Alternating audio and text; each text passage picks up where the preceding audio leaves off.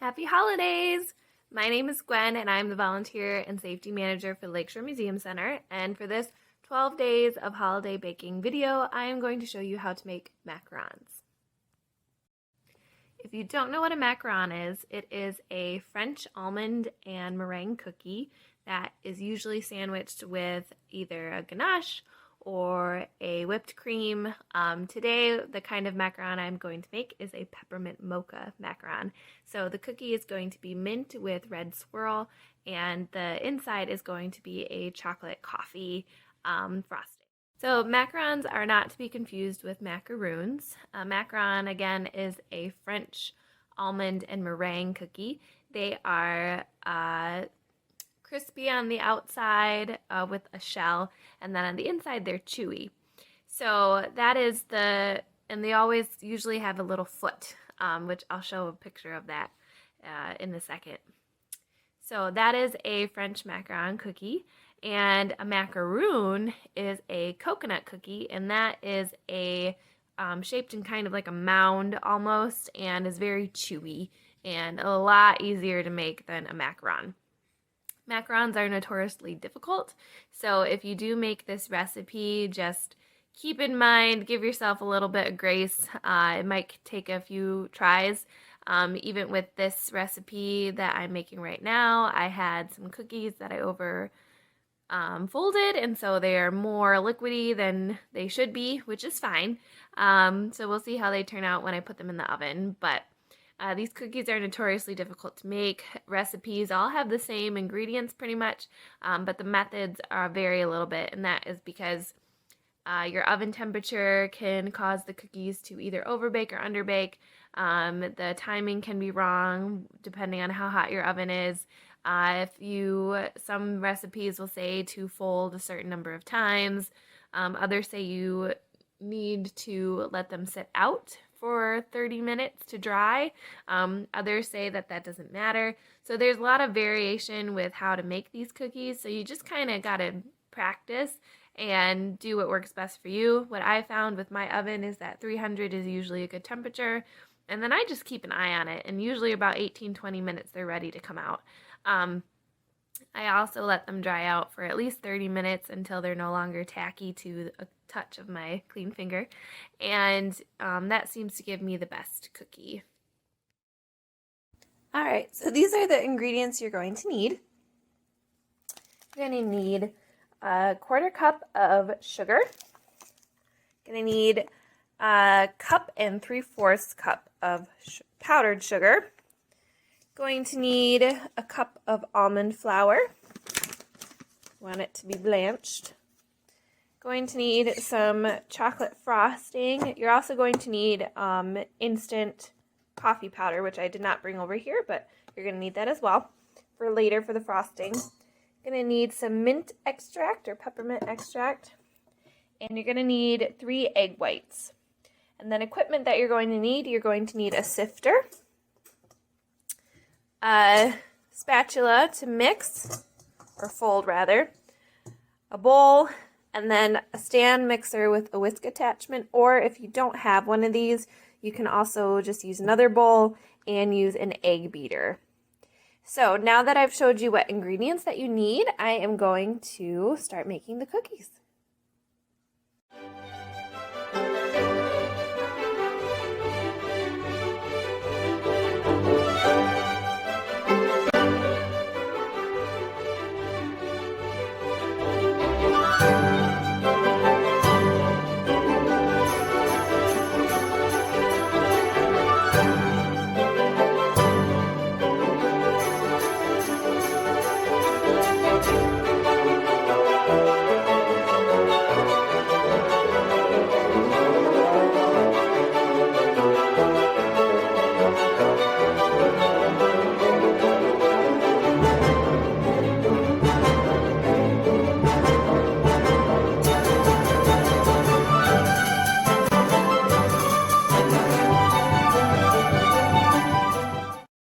Now that my flour and powdered sugar is sifted, I'm going to set that aside.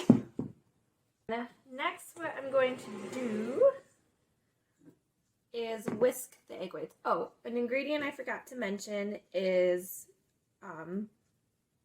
cream of tartar.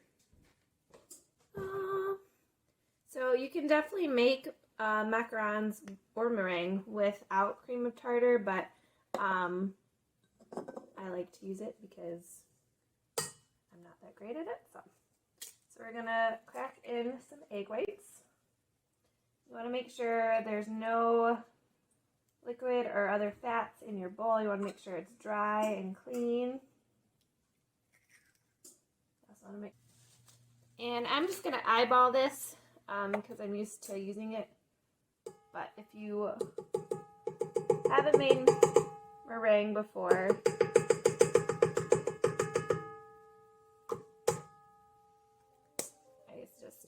so I'm going to lock it and start it on low.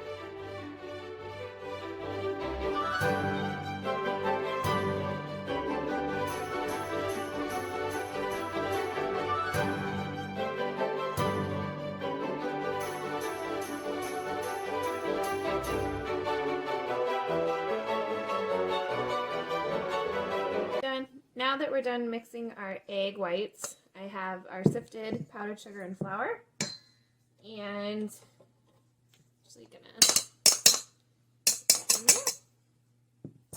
So what I'm going to do is just take, I can get the bowl, just take a small amount of the meringue and incorporate that in first.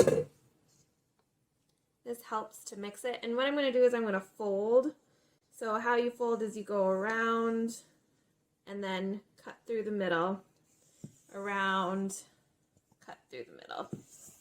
And that way you're being very gentle with the mix and you're not going to knock out as much air.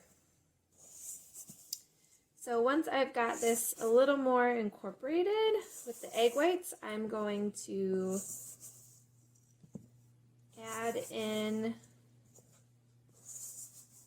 the rest of the egg whites and mix.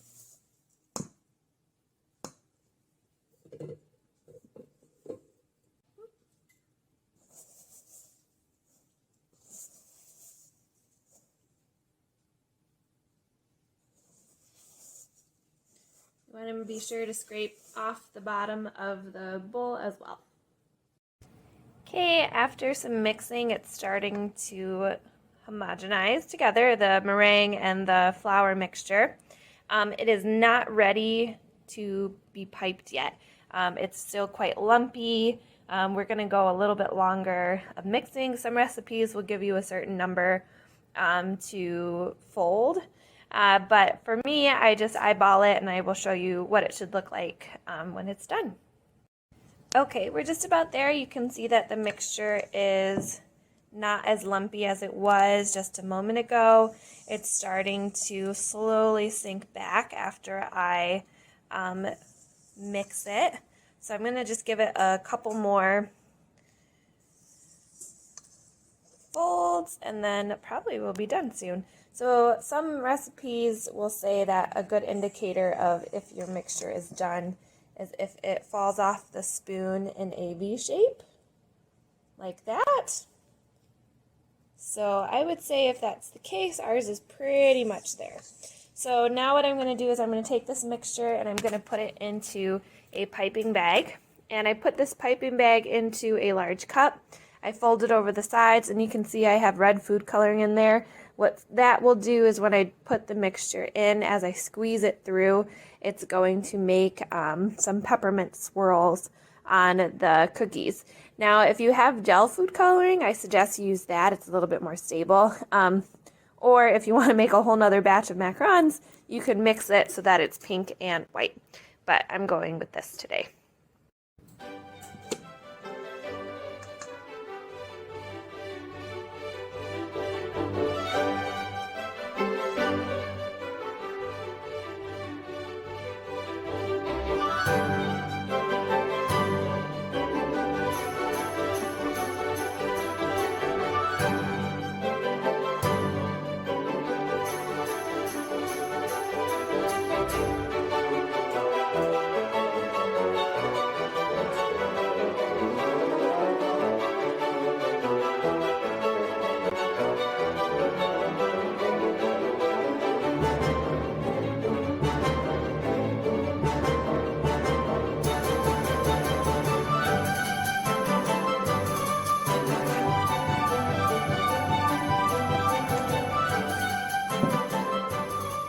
Okay, so you want to be careful not to totally overfill your bag, which I was just about there. I've still got some edges on the side. And very carefully, you're going to pull it up.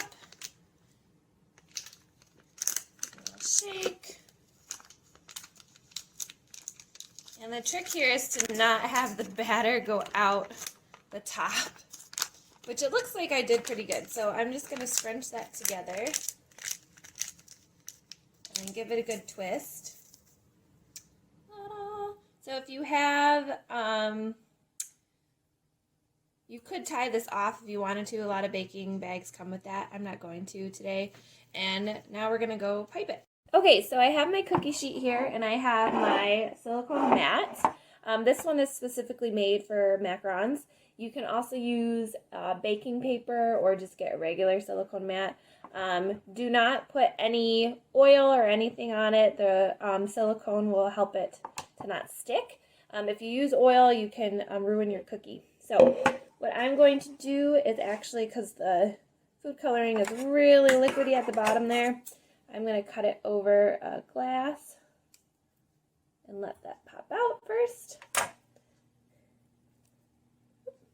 And then how I'm going to make these cookies is I'm going to pipe them from the side and then do a little flick to get them to not float. Boop.